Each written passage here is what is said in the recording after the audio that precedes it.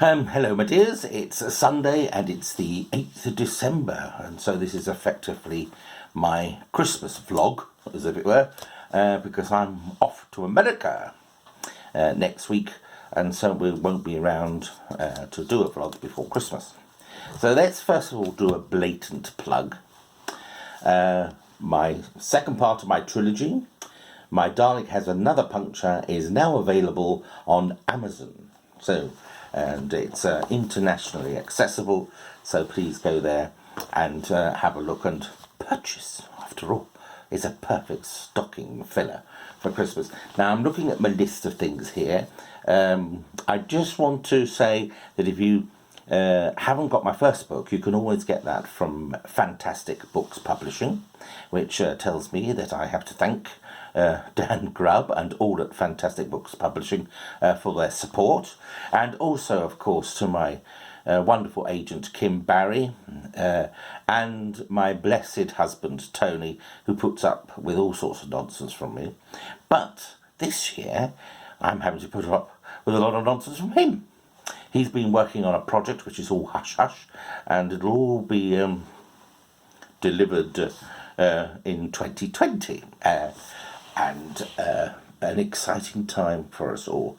I've had a very, very long question, but it came out more as a vent from a young lady who I have met. I met her at a Misty Moon event, Bear Valentine, she goes by that name, and she is on the autistic spectrum. She's trying to get into the industry, and she's a bit fed up.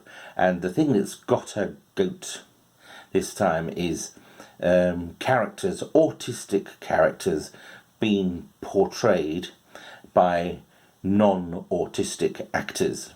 And she says this is discrimination, that they should give the work to autistic actors.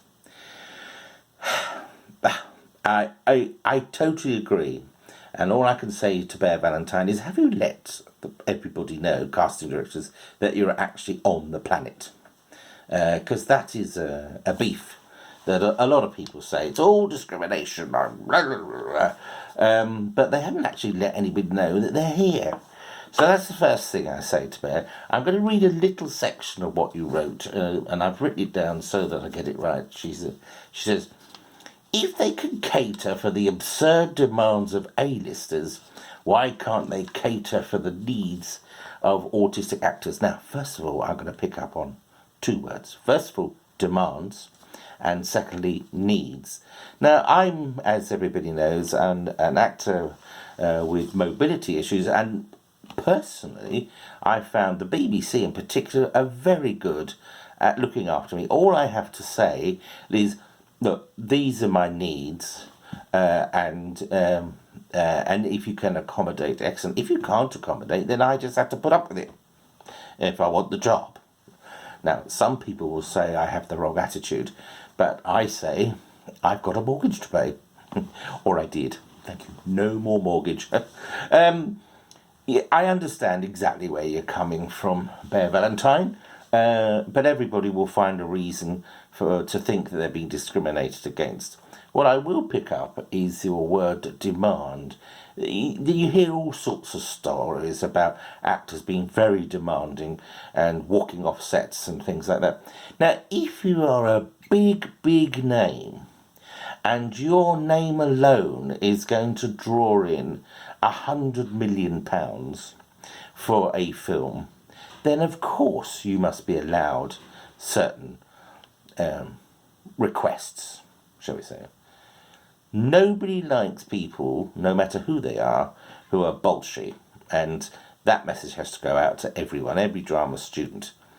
If you're bolshy, you're really not liked at all, and if you start behaving like that before you've got yourself a name, before you've got yourself a reputation, then nobody will employ you.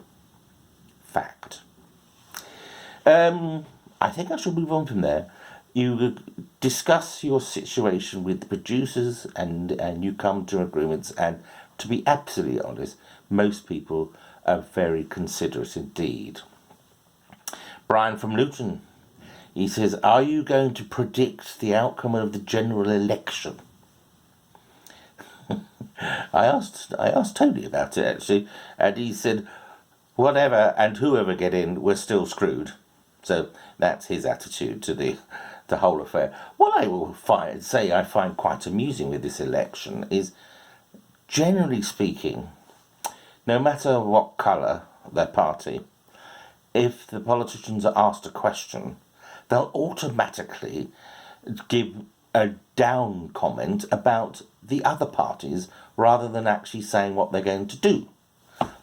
So the Tories will tell you what the Labour Party are going to do, but they're not going to tell you what they're going to do, is because they can't do anything at all. And as the reports have come out, all these millions and millions of pounds of spending that have been sort of dangled like a carrot under our nose are probably impractical and unachievable.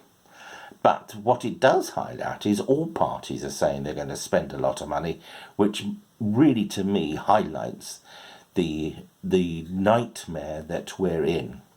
So we're going to have to fund certain things to help boost the economy, and so you just have to decide which party is best for that. In my constituency, I found two things quite amusing this week. There are posters of the Tory candidate saying, "Working hard for your constituency." Well, she's new because the predecessor has retired this time round, so she hasn't actually done anything. She's not yet an MP until she's elected, so I can't see how she's working for the constituency as she hasn't started. Likewise, because I'm going to be travelling away, I've done a postal vote, and it was very interesting that of all the candidates, only one actually lives in the constituency. The others live miles and miles away, so I can't really see how they actually understand their constituency if they don't live in it. All I will say is please vote. Some people will think their votes is just a waste of time. Wrong.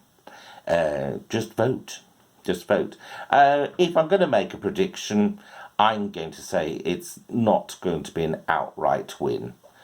I think we're going to have another close run, but who am I? I'm just a fat idiot, according to some people, and I think it's going to be a close run, and whatever happens, it's going to be a bumpy ride, because all the promises that have been made are lies, and the biggest one is getting Brexit done by the 31st of January. Wrong. But that makes things too political there. So on a jolly note, I'm going to say have a very, very good Christmas. Think of your friends and your families. Be kind to each other and have a jolly good time.